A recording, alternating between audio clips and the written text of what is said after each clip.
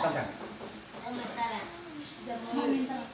1, 2, 3. Bersiap. Siap. Salam. Assalamualaikum warahmatullahi wabarakatuh. Waalaikumsalam warahmatullahi wabarakatuh. Sebelum kita belajar, mari kita berdoa. Berdoa dimulai.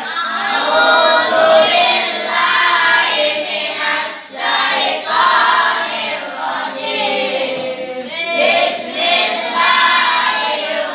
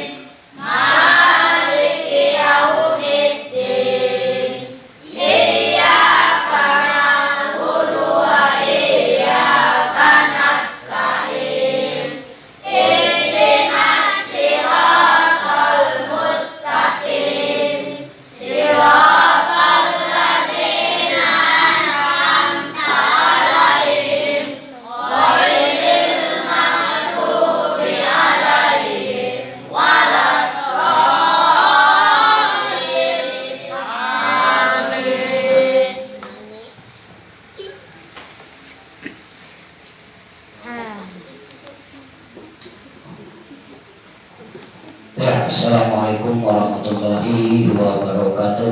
Waalaikumsalam warahmatullahi wabarakatuh. Bersyukur kita kepada Allah Subhanahu wa taala di mana pada malam hari ini kita diberikannya izin dapat berjumpa kembali sebagaimana telah kita rasakan berpisah, baik itu dengan guru sekolah, baik itu dengan guru ngaji dan beberapa teman-teman kita, karena dibatasi oleh suatu bala sehingga kita terpisah untuk beberapa saat. Maka sekarang kita dikembalikan oleh Allah sehingga kita dapat belajar normal seperti biasa. Ini perlu kita mengucapkan Alhamdulillahi Rabbil Alamin. Dan kita perlu bertobat kepada Allah Subhanahu wa taala dan mengevaluasi diri kita, mawas diri kenapa ini bisa diturunkan oleh Allah kepada kita 2 tahun lebih kita tidak berjumpa. 2 tahun lebih kita kena apa namanya, apa balanya yang memisahkan kita? COVID-19. Sekarang tahun berapa? 2022. Ya, berarti ada berapa tahun kita terpisah? 3 tahun. Hampir 3 tahun kita tidak berjumpa. Kembali kita dipertemukan oleh Allah di dalam halaqah ilmu ini. Mudah-mudahan kita senantiasa mensyukuri atas kesempatan ini. Di awal malam pertama perdana ini kita buka kembali Al-Quran dan kita perlu mengintrospeksi diri. Ada beberapa hal di dalam protokol kesehatan yang dianjurkan. Yang pertama, mencuci tangan. Artinya mungkin selama ini tangan kita berbuat sesukanya, menjangkau yang tidak boleh dijangkau, kita pegang barang sesuatu yang tidak boleh kita pegang, kemudian kita melamparkan tangan kita kepada sesuatu yang tidak benar, maka Allah berikan iktibar selama 2 tahun lebih cuci tangan. Cuci tangan artinya cuci tanganmu secara zahir dengan air dan sabun air yang mengalir dengan sabun. Artinya di sisi lain dari sini ke atas jangan lagi kita menjangkau barang-barang yang tidak diridhoi oleh Allah Subhanahu wa taala. Yang pertama. Yang kedua, jaga jarak. Selama ini banyak kita kumpul sana, kumpul sini, sehingga terjadilah fitnah dan gibah di antara kita, saling gunjing kelompok demi kelompok. Antara umat Islam dengan Islam yang lainnya saling salah, saling menghujat di antara kita. Bahwasanya kita sadar bahwasanya umat Islam itu adalah bersaudara, tak obatnya seperti sebuah bangunan. Satu sama lain menguatkan. Perbedaan itu adalah merupakan suatu kekayaan buat kita. Dan jangan dijadikan itu satu momen perpecahan di antara kita. Nanti kalau di antara kamu ada yang berseteru, maka masuklah orang ketiga yang akan menghancurkan kita. Ini bakal terjadi nanti di akhir zaman. Umat Islam itu berpecah belah bagaikan buih di lautan, satu sama lain tidak ketemu. Dan umat Islam nanti jatuh bacaan tape. Tahu tape? Umat Islam nanti jatuh seperti tape. Nanti ada yang matok ayam sebelah kiri, nanti ada yang matok sebelah kanan dan depan dan belakang. Akhirnya hancur karena tidak ada lagi kesatuan di antara kita. Satu sama lain merasa hebat sendiri. Bagi para anak-anakku semua, ini jangan ada terjadi di antara kalian. Nanti aku akan berikan 110 perbedaan di antara umat Islam. Itu nanti jangan jadikan suatu pertengkaran. Karena dalam Al-Quran dinyatakan amalna lakum. Amalmu untukmu dan amalku untukmu. Belum tentu kita hebat hari ini dan belum tentu hari ini orang itu hina, karena perjuangan masih panjang. Ibarat orang main bola, peluit belum ditiup. Tuh, yang pertama jaga dirimu, jaga jarakmu. Jaga jarak dalam artiannya kalau ada di situ fitnah, gibah, gunjing, jangan kamu menghampiri. Daripada itu kamu tinggalkan halaqah itu dan kamu cari kerjaan yang lain. Tuh yang kedua. Yang ketiga apa lagi? Cuci tangan dah. Siap. Apa lagi? Apalagi jaga jarak udah. Apalagi pakai masker. Artinya tutup mulut. Tutup mulutmu. Jangan asal berbicara. Jangan asal ngomong, pikir dulu baru ngomong. Kalau kamu tidak berpikir baru ngomong, itu artinya kenapa terjadi seperti itu? Itulah gunanya ilmu. Orang yang ngomong yang tidak berpikir berarti dia tidak punya ilmu. Berbicaralah dengan secara ilmiah, berbicaralah dengan landasan ilmu. Ilmu itu lengkap cara berbicara diajarkan oleh Allah di dalam Al-Quran sebanyak 6.666 ayat. Tidak ada perkataan yang lebih baik daripada perkataan yang ada di dalam Al-Quran. Itu gunanya kita menghafal Al-Quran bukan untuk dibangga-banggakan kita hafal 30 juz, tidak, untuk belajar berbicara. Di situ Allah mengajarkan kita sebanyak 6.666 ayat cara berbicara. Kemudian ada lagi yang namanya hadis. Cara berbicara, kok orang Islam bisa salah juga berbicara? Berarti keluar daripada konteks pembicaraannya Al-Quran dan hadis. Al-Quran dan hadis dia keluar daripada itu, sehingga salahlah perkataan kita itu tadi. Tetapi kalau kita senantiasa berbicara dengan konteks yang ada di dalam Al-Quran dan hadis, insya Allah kita tidak akan salah, tapi mungkin sering disalahkan bagi yang tidak paham. Nah, apa intinya kita belajar? Intinya yang belajar yang pertama adalah untuk mengingat Allah, yang kedua untuk memahami tujuan Allah kita dihidupkan, yang ketiga kita sadar bahwasanya kita adalah makhluk yang diciptakan oleh Allah dan kita adalah makhluk yang lemah. Semuanya ketergantungan hidup kita hanya kepada Allah. Jangan kita walatam sipil ardi malaha, dan jangan kamu mengaku angkuh dan sombong di muka bumi, kata Allah. Kita tidak punya kesanggupan apapun tanpa izin Allah. Tanpa izin Allah. Kemudian apa lagi? Momennya apa lagi? Udah jaga mulut. Jaga mulut yang baik. Jangan kamu menggunjing kawan kamu sendiri. Apabila kamu menggunjing kawan kamu sendiri, sama halnya kamu memakan bangkai kawan kamu sendiri. Di Rohingya ada pernah kejadian dulu nggak? Orang Islam dibakar dan disate ya? Ada pernah dengar? Nah, dibakar dan disate, ada satu tempat itu orang Islam dibakar dan disate. Itu baru kesanggupannya mungkin 10 orang, satu orang sanggup dia makan. Satu orang kesanggupannya 10 orang, satu orang mungkin 10 orang baru habis kalau disate satu orang manusia. Tetapi umat Islam sesama Islam cukup dengan 1 lidah dan 2 bibir aja bisa dia memakan bangkai saudaranya 1 kampung.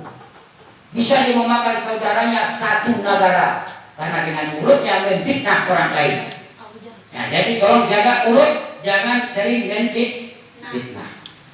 Dan apalagi yang terakhir, keramaian. Kalau ada di situ keramaian nggak jelas, kumpul ngapul nggak jelas, jangan ke situ. Itu maksudnya. Nampak di sana ramai, kita datang di situ. Rupanya main judi online, atau main game, atau main apa lagi? ML, apa lagi? Banyak macam itu, paham? Berarti nggak pernah. Terbuka kan? Itu nggak perlu perkumpulan itu didamaikan. Itu maksudnya COVID itu. Jangan kamu sering berkumpul dan yang nggak jelas. Tapi kalau berkumpul dalam majelis ilmu mendapat pahala. Ini main perang tungtang, menang aku kata, menang aku coba. Dia menang, tapi yang kalah siapa? Bapaknya yang kalah. Beli pulsa. Kalau sekitar masjid bolehlah curi-curi. Ya kan, curi-curi wifi masjid, tapi dosanya luar biasa. Satu sebesar zarah aja barang masjid kita pakai tanpa seizin masyarakat banyak, itu dosanya luar biasa. Ini 3 jam sampai 1 malam suntuk kita mencuri wifi masjid, pertanggungjawabkan nanti seluruh masyarakat yang mengimpakkan hartanya di masjid itu, nanti kamu minta maaf sama dia. Itu hukumannya, bukan atau nggak boleh kan kalian tuh mengambil wifi masjid, karena pertanggungjawabnya itu susah. Barang-barang sosial, barang agama jangan diambil seenaknya aja. Itu akan dipertanggungjawabkan ke setiap manusia. bukan kepada Allah. Apabila kamu ingin bertobat kepada Allah, bertobat dulu kepada manusia. Apabila manusia memaafkan, maka Allah akan mengampuni. Nah, siapa yang pernah yang sering mencuri WiFi masjid? Yang mencuri WiFi Madinah siapa? Nah, siapa yang mencuri WiFi Madinah siapa? Udah, kamu pertanggungjawabkan nanti itu sama Allah. Kamu minta ampun minta maaf sama orang Al-Madinah nanti. Sama Masjid Al-Amin. Kalau enggak nanti kamu dapat hukuman dari Allah nanti itu. Karena itu barang masyarakat. Ya, barang-barang Al-Amin itu gunanya untuk ibadah, bukan untuk main game. Kalau barang-barang Al-Madinah gunanya untuk pendidikan, silakan dipakai sejauh kamu pendidikan. Di luar daripada itu tidak ada izin, berarti kamu berdosa. Paham? Nah, jadi untuk pada malam hari ini sebagai pembukaan perdana pada hari ini, senantiasa kita berdoa kepada Allah, mudah-mudahan senantiasa langgeng di dalam hal yang seperti ini. Mudah-mudahan kita diberikan oleh Allah ilmu dan senantiasa dikeluarkan kebodohan yang ada dalam diri kita. Sepakat? Iya, mulai malam hari ini kita udah normal seperti biasa. Wabillahi taufiq wal hidayah. Wassalamualaikum warahmatullahi wabarakatuh.